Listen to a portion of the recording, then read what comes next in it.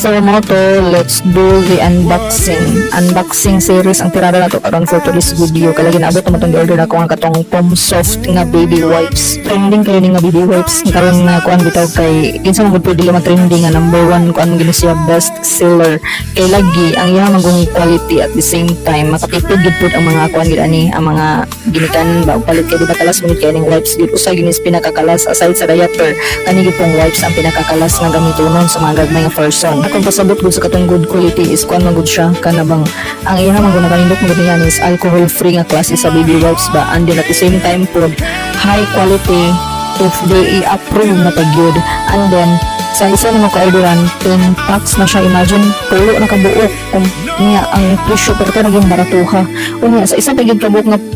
sa isa pagid ka pack 100 nga sheets kabuok ang sulod o diba imagine unsa katipid na lang gyud lagi ang kuan ani tirada ani nga wipes and then at the same time pure water pagyud kanang kumbaga safe and mild ra bitaw sa mga kuan gagmay nga person sa mga mga gagmay person nga mga sensitive kayong mga panit pwede ra gyud kayo siya walay kaba and then at the same time pwede siya gamiton pwede siya pwede siya magamit sa mga kuan kanang mga pang-office pwede siya shad gyud pwede po siya gamiton sa mga kuan kanang panglimpyo sa mga dulaan sa gagmay nga person and at the same time sa gagmay nga person kanang ipang-wash or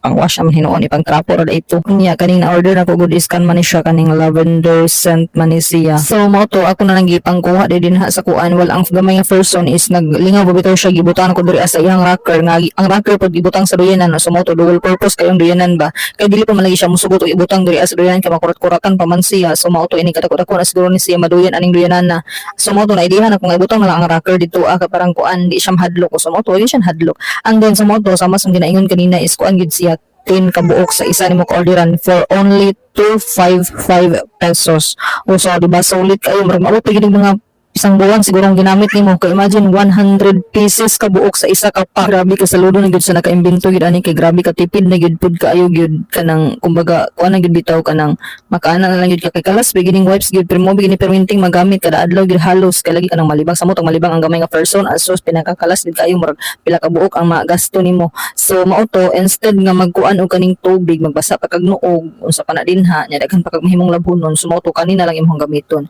so mao to sa mga gusto dinha nga mong kuan i-click lang ang yellow basket and then pwede ro pud sa link kanang nasa comment section bitaw kay sa unang panahon man gud ang gamit gud is kaning tubig bitaw nya bas unim hang nuog and then magkuan nya magsige man gud kag apas og laba gud adto anya at the same time og di pa gid mo malabhan dayon nabagay chance kamang dukot na mga i-touch sa kag mga person atong mga nuog sa mo to mga mansya na para mga nuog sa mo to mangita na pagkuan basta murag mahog lang gud siya og kaning kuan murag hassle free